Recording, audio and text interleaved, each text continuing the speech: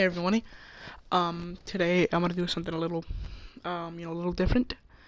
We'll be going by the tomorrow's UFC Fight Night, and as you guys can see, it is the Korean Zombie versus El Pantera, Yair Rodriguez, and in the co-main event, it features Cowboy Cerrone versus Platinum Mike Perry. So I'm gonna go by how this fight ended up started, and how my predictions and the outcome of the fight, what affects the fighters at that time. You guys may not know this, but even though I do a lot of a bunch of the goofy stuff, I love to to analyze certain fights.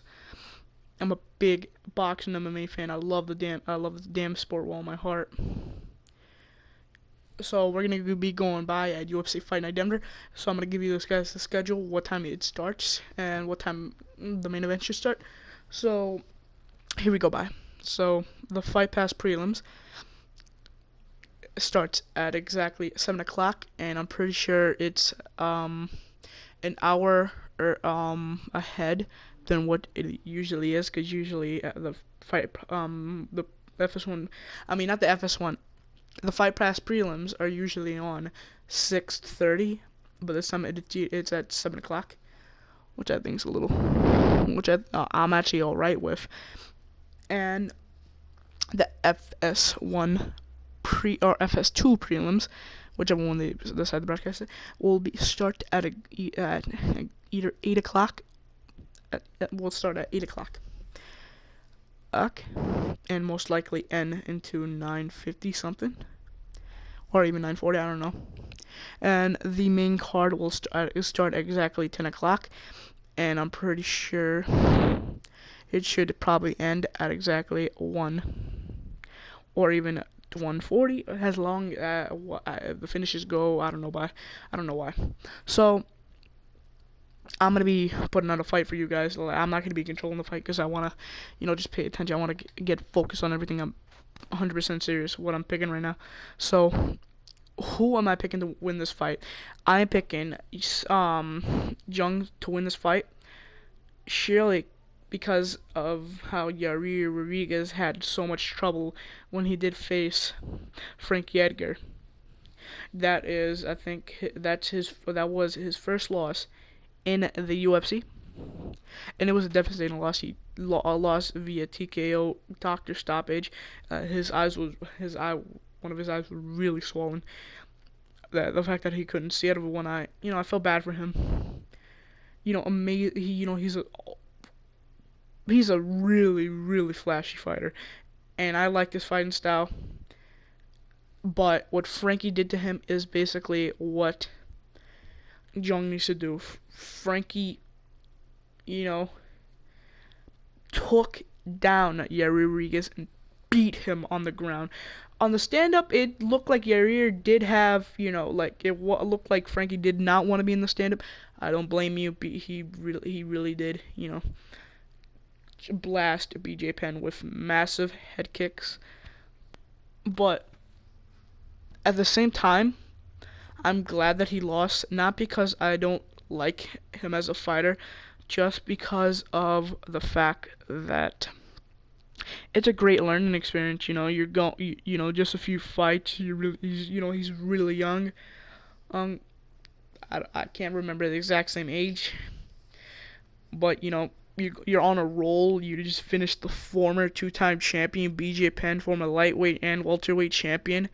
I mean, to be fair, BJ Penn was already out of his prime. I'm pretty sure he was 38 or 9 at that time. Now I think he's officially 39 or 40 right now. But still, that was a sensational, beat down what he gave to BJ. He ends up finishing via TKO, I think, second round. But BJ Penn showed a lot of heart in that fight. Tried to show it really hard. Got finished in the second round. A very competitive fight with Alex Caceres, obviously, and a knockout of the night. I forgot who he knocked out, but I remember it was a flying head kick, and that was awesome. But I'm going really off track. But I could do this all day, basically, and this is going to be for a whole hour. I'm doing this, and I'm excited. The reason why I'm glad, I mean, I just said it. It's a really great learning experience. I think he went way too far than he should be. I mean, Frank Yeager is not an easy guy to beat, though. Former lightweight champion, and he has beat BJ before. First one, I thought BJ had that fight. Second fight was just brutal from Frankie. Frankie has so much experience, and his wrestling is great, is amazing. This guy could really pound you. Like, I'm serious. Even though this, Frankie's still good right now. Just because he got finished by Brian Ortega and didn't have that much of an incredible performance against Cub Swanson doesn't mean you can't take anything from Frankie, really. But Frankie's that guy that, like, that guy, I think he really showed Rodriguez what he can do, what Rodriguez is good, what he has already checked out and what he doesn't have checked, because Rodriguez was forcefully put to the mat, and I'm pretty sure, like, that really did affect him. So I'm gonna take a little break, and so I need to use the bathroom, so I'll be right back.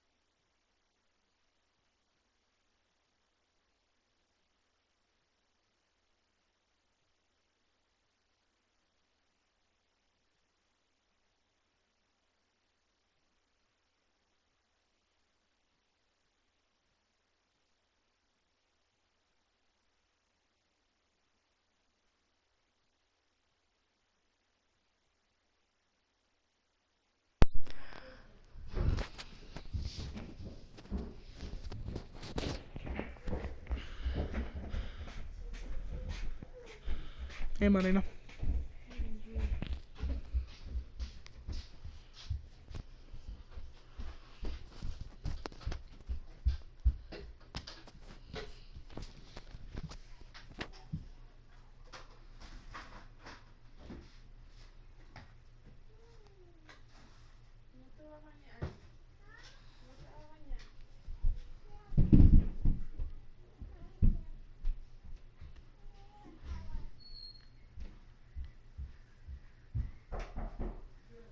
Mommy, where'd you put the Clonidine? Where'd you put my Clonidine, Mommy? I'm checking in your purse and it's not in there. Hey, PlayStation.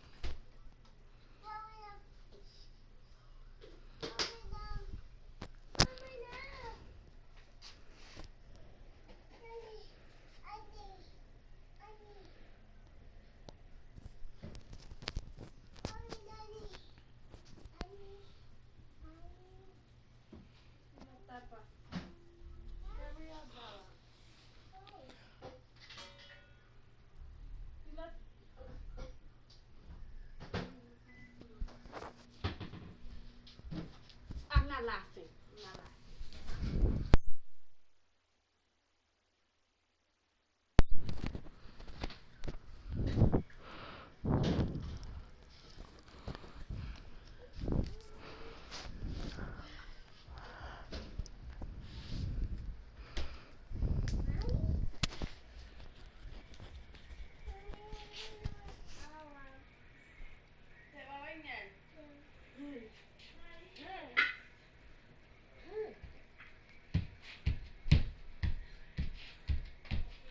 Stop jumping.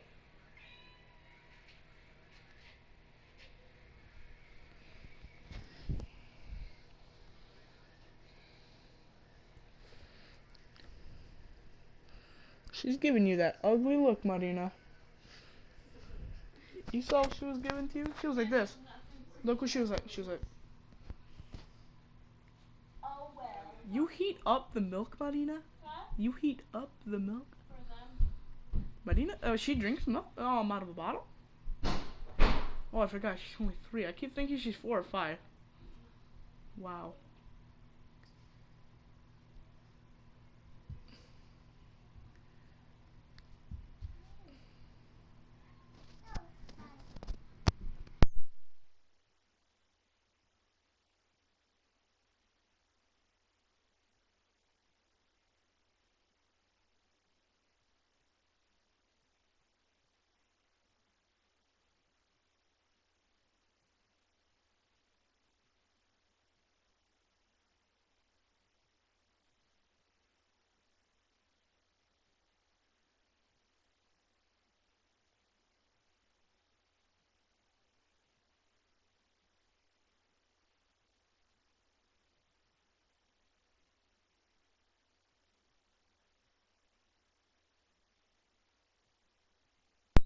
Alright, sorry that I was taking a little too long, guys. I had to do something because right now my neighbor, one of my, I had to shut down the attic because someone was knocking on the door and they needed help with something. So I'll right back. So again, right now the fight has just started. They're right now they're staying still, but this fight I'm pretty sure will be a really technical fight.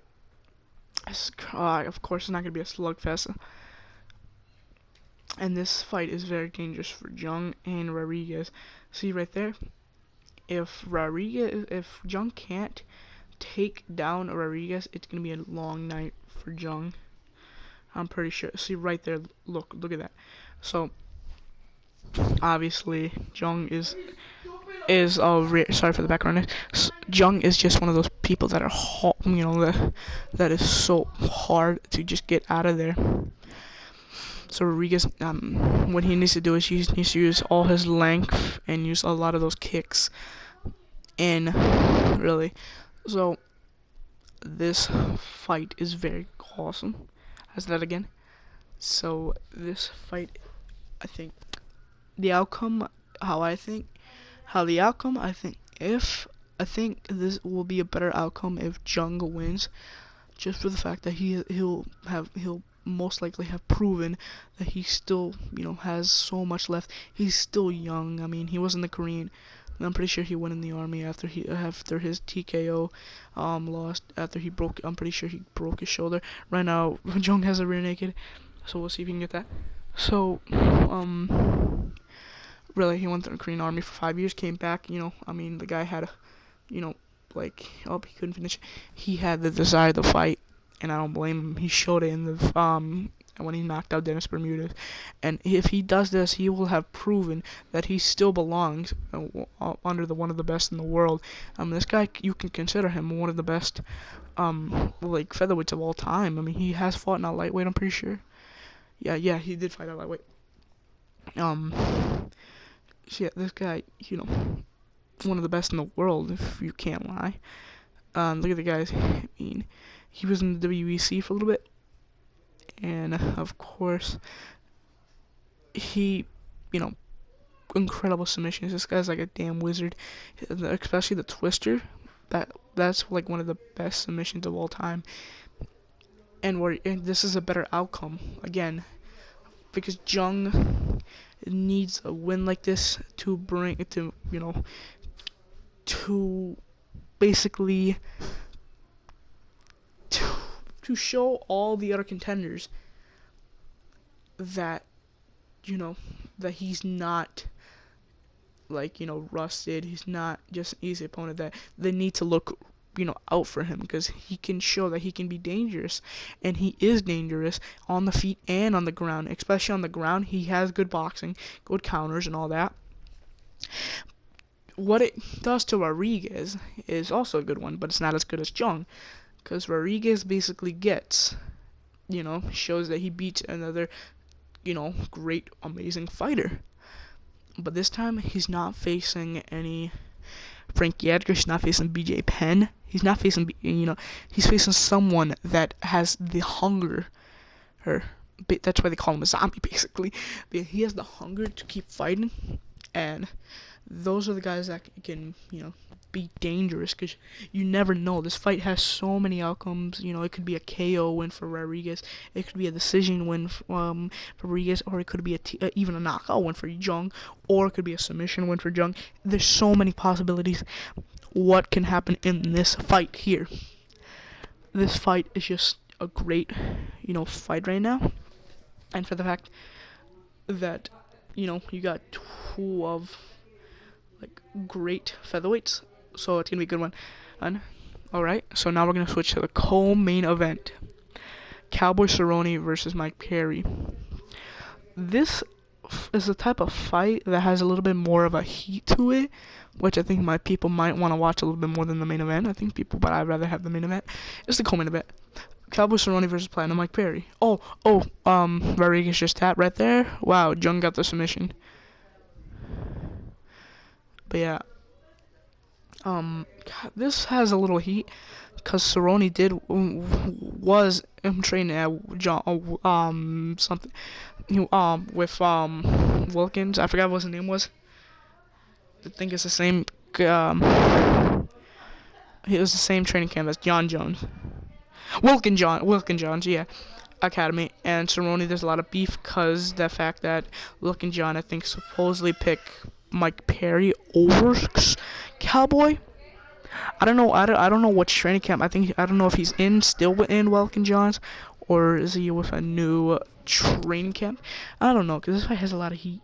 But the reason I see Cowboy Cerrone winning this fight is because Mike gets sloppy. A lot of times he has been dropped before. And for the fact that his last fight was a really good fight. It was a war between him and Paul Felder. That fight, he did have some moments where he looked like he was going to lose. Of course, that he didn't have time to train for Paul Felder, because he was having training camp, I'm pretty sure, for Yancy Medeiros, who, again, Cowboy TKO'd at a main event one time.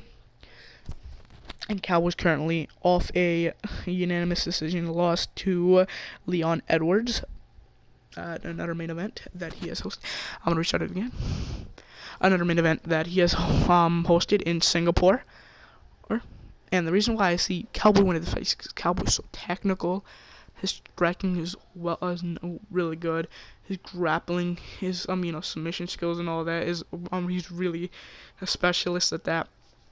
He has a great wrestling, but there is a thing that could happen. You never know what happens in a fight. It's a fight.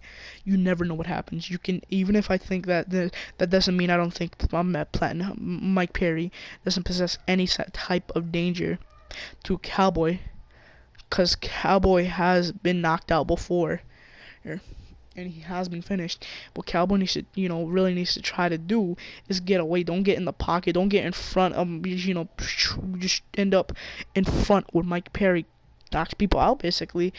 I think I think one of his biggest wins was against forgot what it was.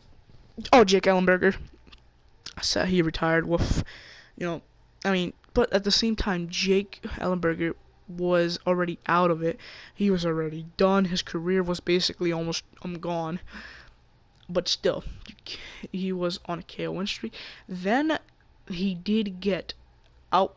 He got beat down by a few more fighters and all that.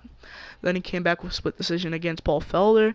But that doesn't. But he has knockout power.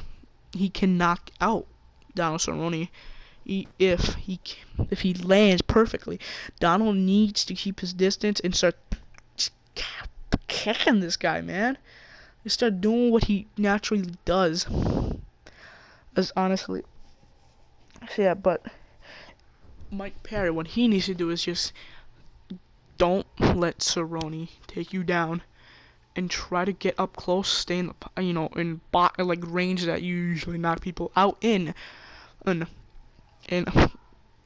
don't just keep away from the takedowns. Get really close to him. You don't want Cerrone to have enough space to be able to throw some long kicks and all that. You don't want that, really. And if I would have to, you do not want to get tired on Cerrone. You don't because Platinum has got tired before. So yeah. Now we're gonna go on to the other fight against Juraine Duranami versus Raquel Pennington. All right, we're gonna start with the big one, the big one in the room.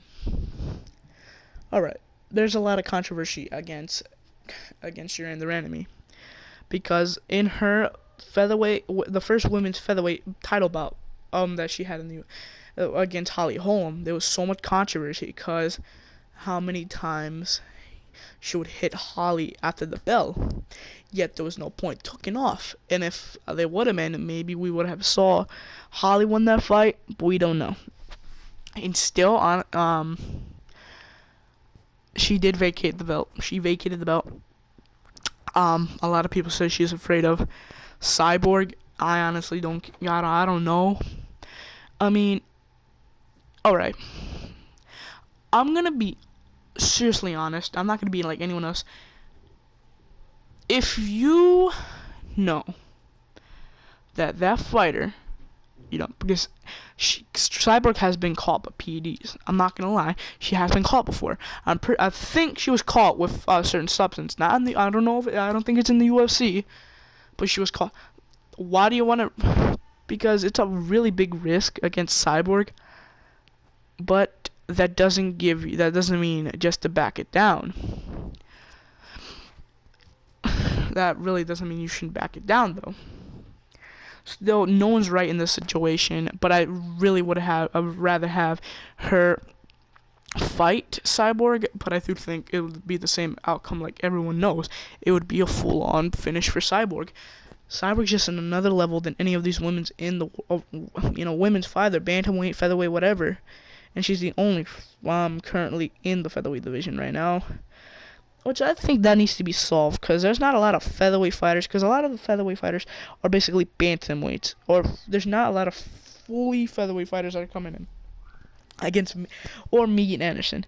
You know what? There really needs to be something put for that. But yeah. Alright, I'm gonna stop talking about your enemy, and we're gonna go on to Raquel Pennington, because Raquel, she did get finished by, Amanda Nunes for her first title bout. Oh, she did get finished via round 5 TKO.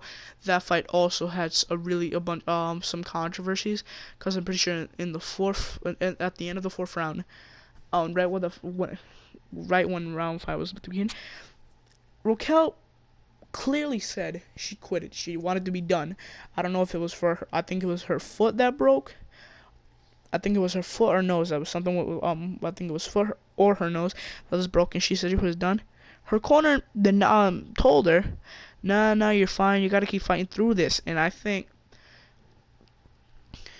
that was a very, very bad choice for them. It doesn't really matter if if you want him to keep going, because she clearly said she didn't want to be going. She could probably be mentally out of the fight. Right? She could probably already be done mentally, mentally done, or physically done. It's either the choice. You don't send a fighter that feels like he or she can't do no more. You shouldn't be forcing them to go out on their shield. I mean, but you can't. But she did show a lot of heart in that fight, but still. And this fight is gonna have even more of a little sour taste, cause Raquel missed weight by 2 pounds. She weighed in at 138, and I'm pretty sure she didn't weigh it again.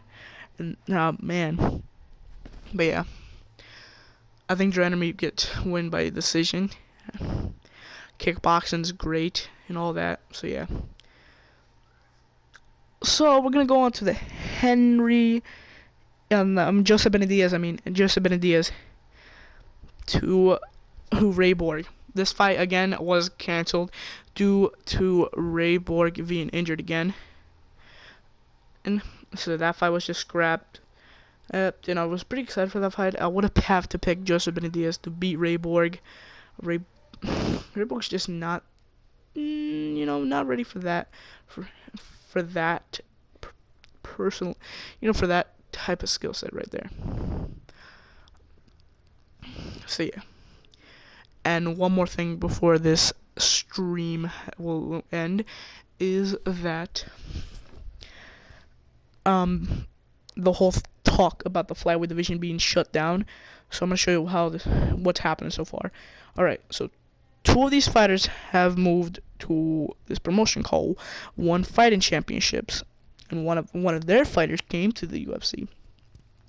So the former Bellator lightweight champion and former UFC lightweight champion Eddie Alvarez, after coming off a TKO loss to Dustin Poirier in the rematch, signed a contract with One Fighting Championships. And that was it. I was like, congratulations. Good for him, though. Then the big shocker, but I'm happy, for this one person. Demetrius Johnson, former UFC flyweight champion, and he has the longest title.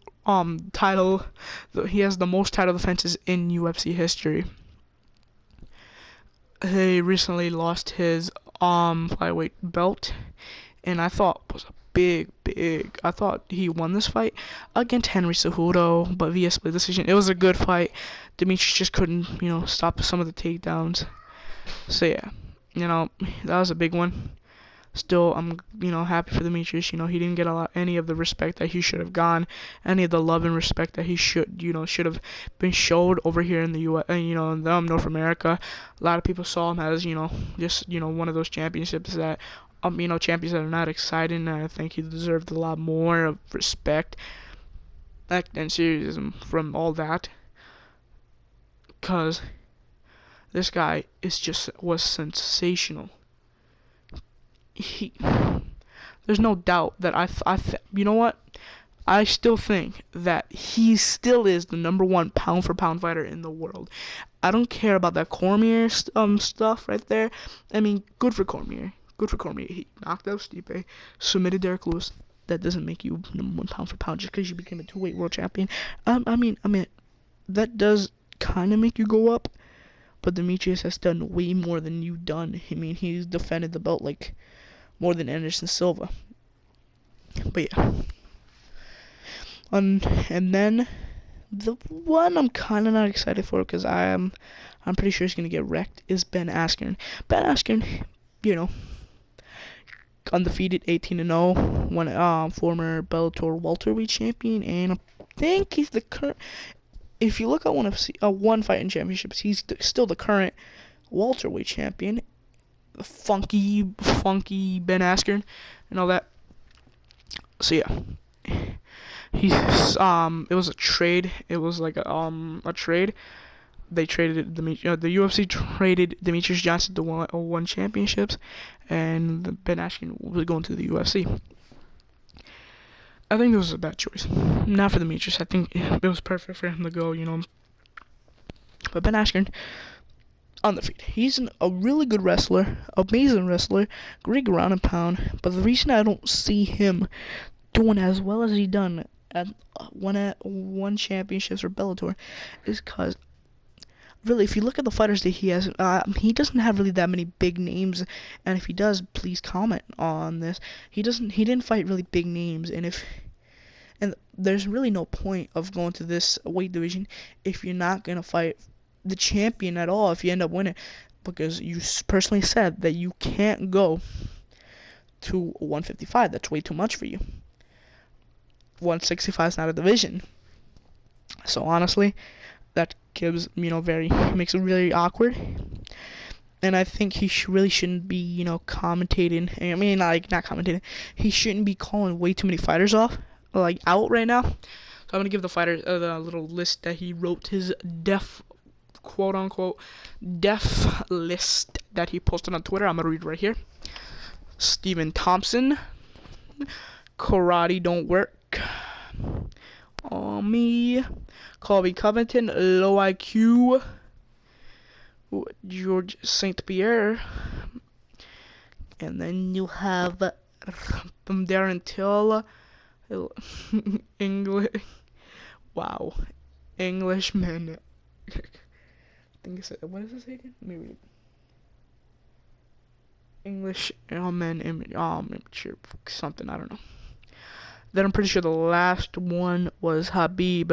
I'm just too good, it says right there. So it's a whole death list with blood on it. And Ben Askren, if you somehow, I don't know, God, how you're gonna find this video.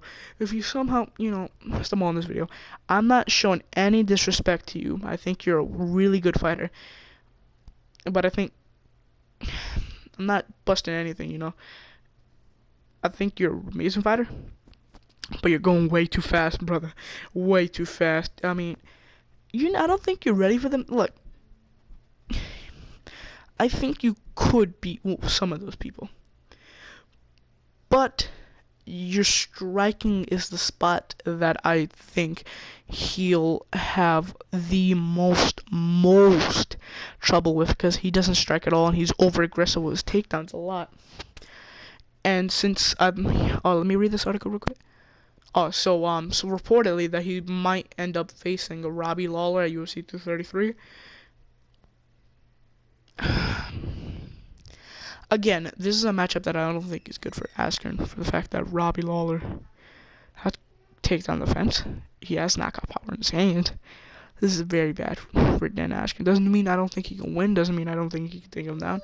I just think the striking is going to be the biggest thing right there. But yeah, hope you guys enjoy the stream. I mean, not the stream. Hope you guys enjoy this little thing I'm doing over here. So if you guys do like it, hit up a like. I did this for almost, I don't know, an hour or so. I don't know. So hope you guys enjoyed this little thing I did. Have a good night. God bless you all.